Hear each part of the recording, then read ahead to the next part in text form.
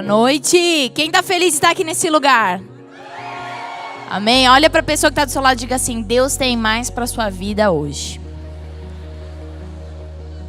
Feche os teus olhos, vamos fazer uma oração. Repita assim comigo: Senhor Jesus, fala ao meu coração nessa noite. Eu estou pronto para receber com fé, sem distrações, a tua direção. Obrigado, Senhor, por essa noite, por essa igreja e pelos nossos pastores. Amém? Amém. Pode se assentar. Hoje eu vou estar compartilhando com vocês uma palavra, a pedido do nosso pastor Jairo. E eu quero pedir aqui para vocês, quem aqui já se apaixonou? Levanta a mão aí, os apaixonados de plantão. Foi uma experiência boa ou ruim? Quem teve uma experiência ruim? Faz assim, ó. Só os jovens. Olha essa fileira aqui, só os jovens. A paixão, ela é passageira, ilusória. Tem algumas pessoas que dizem o amor é cego. É mais precisamente a paixão é cega. Quando a pessoa é apaixonada, ela vê uma coisa fantástica, nem é tudo isso. E fica louco, dá vida por aquilo e quando passa de vez mesmo. Mas o amor maduro, eu não vou falar sobre casamento, tá? Fique tranquilo. Mas o amor maduro, ele é uma construção, É uma escolha. É interessante como Deus criou o casamento para levar o ser humano a viver um nível além. Enquanto as pessoas do mundo, elas vivem por paixão, elas se casam e quando passa a paixão, elas se divorciam ou hoje em dia nem casam mais. O cristão, ele casa porque Deus tem o propósito de fazer ele viver o amor verdadeiro, o amor maduro, o amor de escolha, de convivência, de construção. Eu me sinto muito amada pelo meu marido. Vou contar para vocês um episódio. Graças a Deus, me sinto muito amada pelo meu marido. Aleluia! Quem aqui é casado? Quem ainda está esperando no Senhor, entre aspas? Pode levantar a mão. Quem tem mais de 30 anos e está esperando pelo Senhor, pode levantar aqui. Estou orando por você, irmão. Você vai encontrar seu parceiro, sua parceira, esse ano, em nome de Jesus. Amém. Então, eu me sinto muito amada pelo meu marido. Vou contar para você um episódio.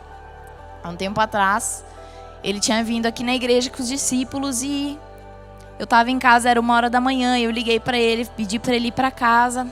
E quando eu estava falando com ele, o cachorro começou a latir, o cachorro no meu ouvido.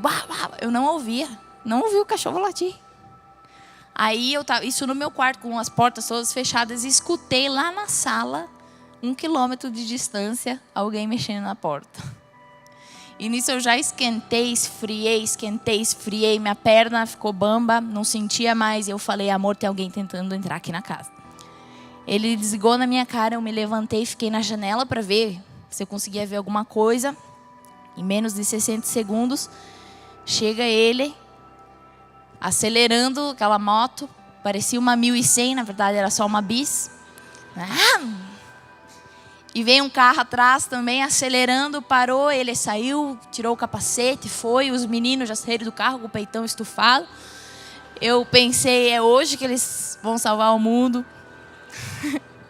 O meu grupo chegou e na verdade não era nada, Mas aquela atitude, aquela rapidez em me atender, a preocupação, fez eu me sentir muito amada. Porque o amor é assim, quando você escolhe estar com a pessoa, você escolhe proteger, você escolhe estar lá em momentos que ela precisa. Olha o que está escrito em Efésios 5:31. Por essa razão o homem deixará pai e mãe e se unirá à sua mulher, e os dois se tornarão uma só carne. Esse é um mistério profundo. Eu me refiro, porém, a Cristo e à igreja. É muito interessante ver como o casamento é uma sombra, é um borrão do amor que Deus tem por nós. Um amor maduro, de escolha. O amor que é um mistério para nós, porque a gente ainda não vai entender enquanto nós viver completamente. Antes de nós sermos criados, Deus já nos amava. Ele já tinha um propósito com a nossa vida e Ele com certeza sabia de tudo o que ia acontecer. Deus, Ele escolheu nos amar sabendo de tudo que nós iríamos fazer. E quando eu digo nós, eu, Daniela Gavin, você e também nós, seres humanos. Ele sabia como o ser humano ia criar muitas guerras, como o ser humano ia matar, como o ser humano ia pecar. Ele já sabia e mesmo assim Ele escolheu nos amar antes de nós nascer e tendo também um propósito designado específico para a nossa vida. Olhe Jeremias 1:5. Jeremias 1:5. Antes de formá-lo no ventre, eu o escolhi. Antes de você nascer, eu o separei e o designei profeta às nações. Aqui Deus se referiu a Jeremias, um profeta do Antigo Testamento. Nem todo mundo nasceu para ser profeta. Aqui ele fala, especificamente para Jeremias, mas nos mostra o quê? Que Deus tem um plano específico para cada um antes de nós nascer. Deus já designou isso quando a gente ainda estava sendo formado. E a Bíblia conta a história de um homem, que a gente não vai ler a história, chamado José. Foi um homem com propósito. Algumas pessoas, elas descobrem os seus propósitos quando elas ainda são crianças. Eu descobri meu propósito ainda quando eu era uma criança. Eu fui batizada em línguas, fui batizada no Espírito Santo quando eu tinha uns 5 anos de idade, eu acho. A minha irmã também foi bem novinha. Então a gente já descobriu o nosso propósito pequenas. Mas existem pessoas que descobrem bem depois. Na Bíblia teve pessoas que já nasceram com um propósito, que é o caso de José, que eu vou ler, que eu vou falar. Mas também teve homens que foram escolhidos com 40, com 50, com 30, com 20.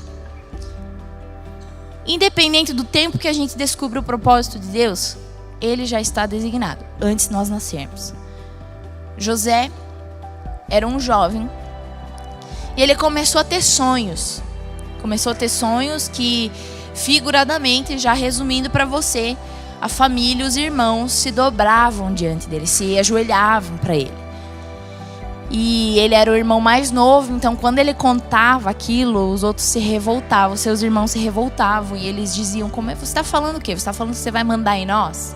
A gente vai ter que se ajoelhar para você. E começaram a se revoltar contra ele. Em uma oportunidade, esses irmãos, então, conseguiram levar José para um lugar longe e venderam ele como um escravo. Venderam. E voltaram para casa com a notícia de que o filho tinha sido comido por feras e tal. Inventaram uma mentira. José foi vendido e ele acabou trabalhando na casa de um homem. E Deus estava com José. Ele tinha sido traído, tinha sido vendido, mas Deus estava com José.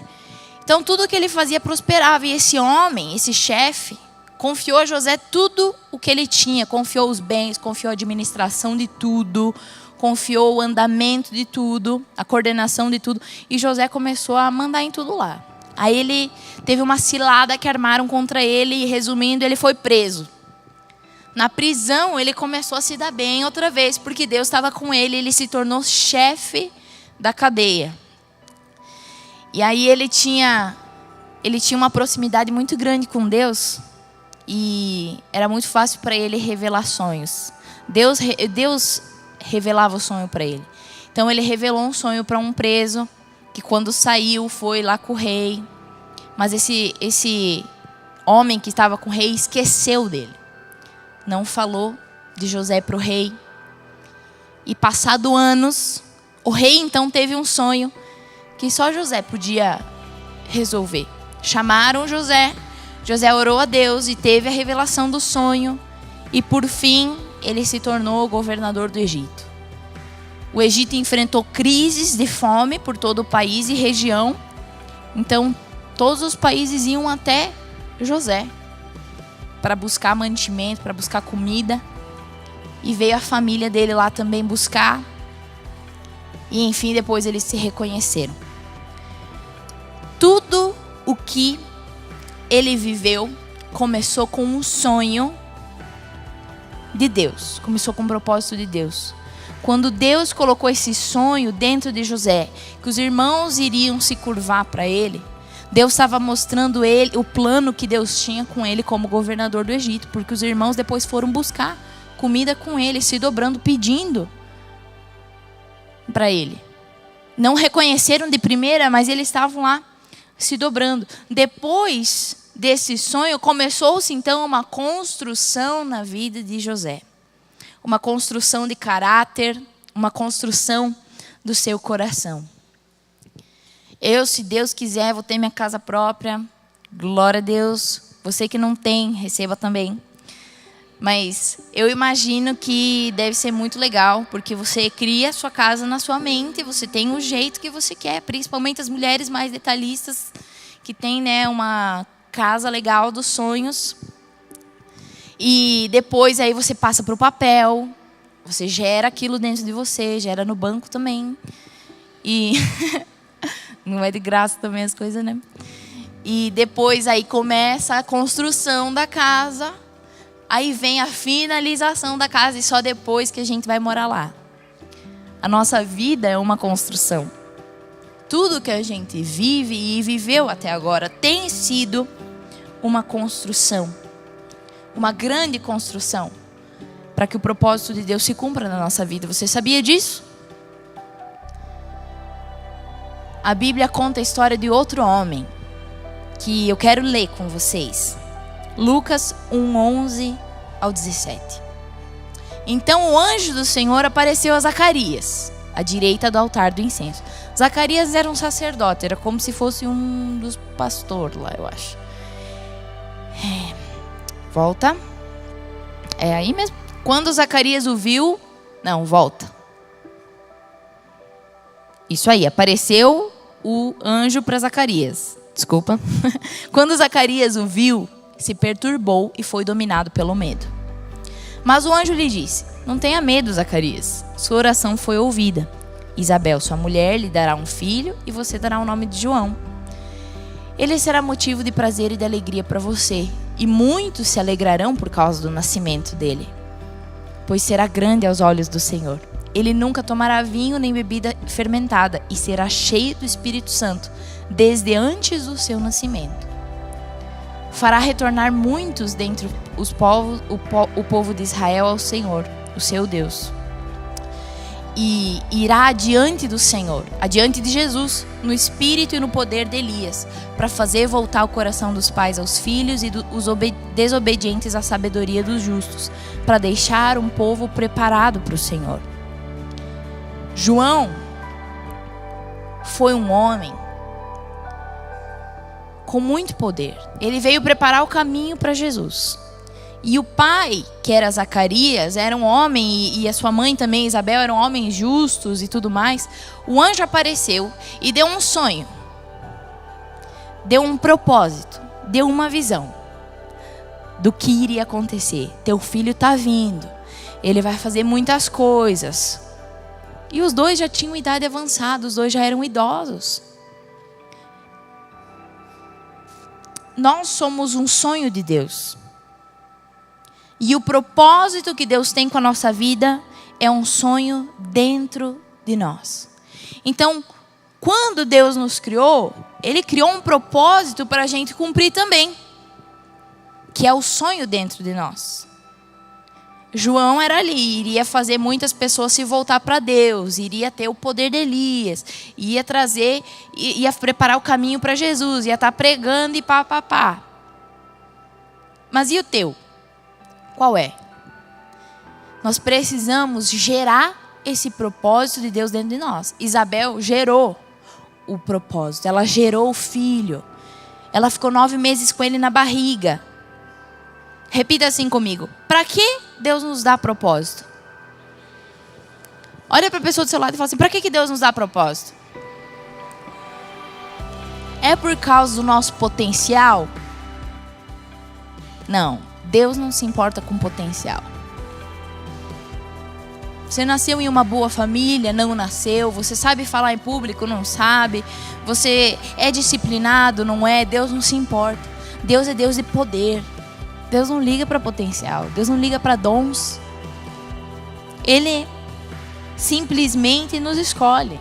É por causa da nossa força? É aquele que é forte que Deus vai escolher? Não. A Bíblia fala que o poder de Deus se aperfeiçoa na nossa fraqueza. Então Deus usa os fracos, aqueles que admitem que são fracos. Deus nos dá propósito porque Ele nos ama e porque Ele quer nos salvar. Cutuca a pessoa, fala assim, ó, é porque Ele nos ama e porque Ele quer nos salvar. João 3, 16 ao 17. Porque Deus tanto amou o mundo que deu o seu Filho unigênito para que todo que nele crer não morra, mas tenha vida eterna. Pois Deus enviou o seu Filho ao mundo, não para condenar o mundo, mas para que este fosse salvo por meio dele. Então Deus nos dá propósito porque Ele nos ama e porque Ele quer nos salvar. Deus nos ama porque Deus é amor. Ele escolheu nos amar, como eu falei no início, Ele escolheu antes de nós nascer, sabendo de tudo que ia acontecer. Ele escolheu nos amar e continua esse amor sendo um mistério para nós. E depois Ele escolheu nos amar para nos salvar. Foi por isso que Ele enviou Jesus, para nos salvar. Nos salvar do quê? Nos salvar do vazio, da vida sem sentido, da falta de identidade, nos salvar do rancor, nos salvar do ódio, nos salvar da dependência daquilo que nos mata, nos salvar da ilusão, da falsa felicidade. Por isso que Deus nos ama e nos chama, por isso que Ele tem um propósito. Por muito tempo eu achei que a igreja, não digo a nossa igreja, eu digo a igreja mundial. Por muito tempo eu achei que a igreja queria limitar, queria dizer aquilo para mim, o que eu tinha que fazer, o que eu tinha que deixar de fazer. E eu não via Deus por trás da igreja querendo me salvar. A nossa igreja, hoje, ela é uma salvação para as nossas vidas. A célula, os eventos, os encontros, é salvação de uma vida de ilusão. Enquanto muitos acham que é um peso, acham que é muita coisa, é muita programação, Deus está por trás, só querendo nos salvar de uma falsa ilusão, que é uma vida livre. Deus nos ama, Ele quer nos salvar, porque Ele é amor. Em Jeremias está escrito assim, ó, com amor eterno eu te amei. Então desde sempre eu te amei. Ele diz isso para o ser humano. E segundo motivo é para que o reino de Deus venha a ser resplandecido através de nós. Cutuca a pessoa do seu lado e diga assim, é para o reino de Deus aparecer na tua vida. É por isso que a gente ora, Pai nosso que estás no céu, santificado seja o teu nome.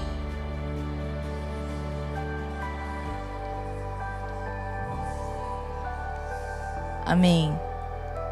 Venha a nós o teu reino, Pai nosso que estás no céu. É por isso que Ele nos chama, para que o reino de Deus venha a ser resplandecido através da nossa vida. A vida de José foi uma construção para que o propósito de Deus fosse cumprido e o reino de Deus fosse resplandecido através da vida dele. Porque ele era a fonte de salvação para os povos da época. As pessoas vinham até ele para buscar alimento, até ele para buscar salvação. O propósito das nossas vidas depende de nós em cumpri-lo. Tudo que nós vivemos até agora foi uma construção. Nós vivemos momentos só alegria, bons? Não, tenho certeza que não.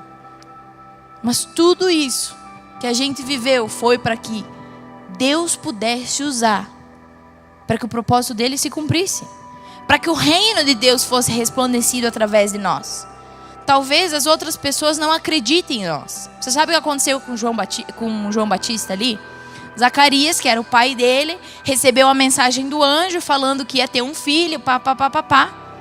Isabel já começou a gerar o filho no mesmo momento, já estava grávida lá. Foi um negócio louco. E ele não creu. O anjo disse assim para ele: porque você não creu, agora você vai ficar mudo até que isso não se cumpra. Olha, está escrito aqui, ó. Volta um versículo. O anjo respondeu: sou Gabriel, o que está sempre na presença de Deus. Eu fui enviado para lhe transmitir essas boas novas. Agora você vai ficar mudo. Você não vai poder falar até um dia que isso acontecer, porque não acreditou em minha palavra, que se cumprirão no tempo oportuno. Então muitas pessoas não acreditam no propósito que Deus tem com a nossa vida. Isabel ficou alegre. Isabel estava gerando sonho. E a pessoa mais próxima dela não creu. É por causa da falta de crença das outras pessoas que nós vamos deixar de cumprir o propósito de Deus? Não. Se as pessoas não acreditam no que Deus pode fazer através de nós, o importante é que a gente aceite o que Ele quer fazer e faça. Nós temos ouvido muito, eu tenho ouvido muito porque eu acompanho muitos pregadores. Tenho ouvido muito que está chegando um tempo em que Deus vai fazer algo grande. Eu tenho ouvido muitos profetas falando isso. Fazem uns anos já.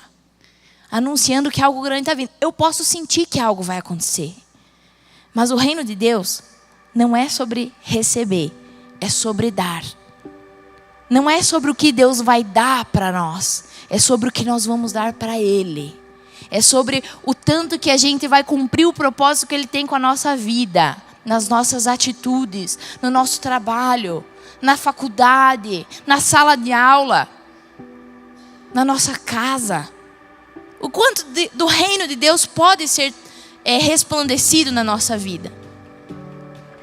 Algo vai acontecer quando a gente tomar o primeiro passo. Uma frase que o meu pai sempre me diz e é bem impregnado dentro de mim, um líder não espera. E isso não quer dizer uma pessoa de posição. Não é um líder que tem uma posição, não é um líder de célula ou líder de uma empresa, não. O líder nunca espera, é a pessoa que tem o caráter de líder e toma a iniciativa para fazer as coisas. O líder, ele não espera acontecer, ele faz acontecer. Olha para a pessoa que está do seu lado e diga assim: o líder faz acontecer. João Batista foi um cara tremendo. Ele foi o último profeta antes de Jesus. O Espírito Santo então depois vem sobre Jesus. E todo aquele que crê em Jesus recebe o seu Espírito. Isso só depois de Jesus. Antes, Deus tinha escolhido João Batista. Deus tem um propósito. Como nunca antes. Deus vai fazer coisas como nunca antes. Se nós tomar a iniciativa de fazer isso acontecer. Se a gente abrir os olhos. Porque ser cristão não é uma pessoa que não faz algumas coisas. Não, ser cristão não é aquela pessoa que segue uma rotina, um costume de ir à igreja. Ser cristão não é aquela pessoa que não fala palavrão. Não é só isso, não. Ser cristão, em primeiro lugar, é admitir que nós precisamos de Deus. É admitir que nós somos falhos e que nós precisamos de Deus. Em primeiro lugar, ser cristão é isso. Depois, ser cristão é atingir ao próximo com o reino de Deus através da nossa vida. É ser bons para o próximo. É dar ao próximo aquilo que a gente tem. Eu ouvi um relato de uma discípula, há um tempo atrás, em que o chefe procurou ela e disse que ele estava muito triste e tal, e que queria conversar com ela. Ele não sabia por que estava triste.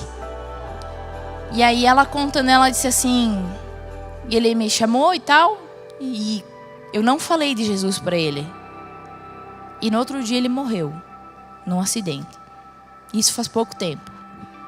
Aquilo que estava dentro dela, que ela tinha para oferecer, não ofereceu. Ainda bem que Deus faz coisas novas. Ainda bem que Ele dá novas oportunidades.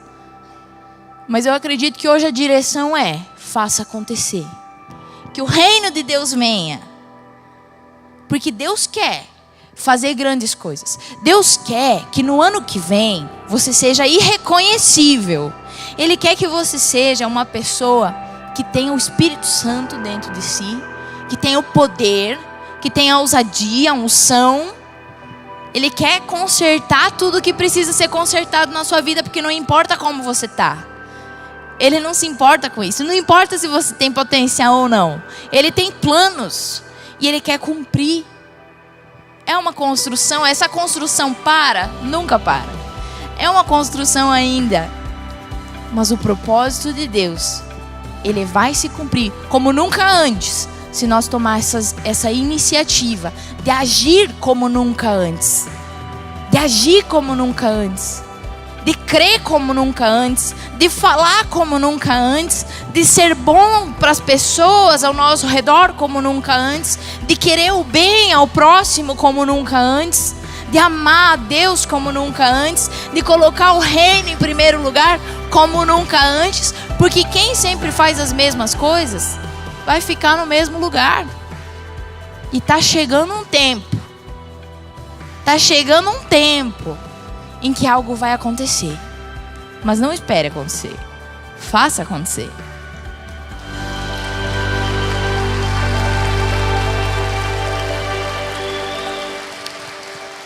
Faça o uso da construção da sua vida para cumprir o propósito de Deus pelo qual você foi criado. Olha para a pessoa que está do seu lado e diga assim: faça uso da construção da sua vida para cumprir o propósito de Deus pelo qual você foi criado.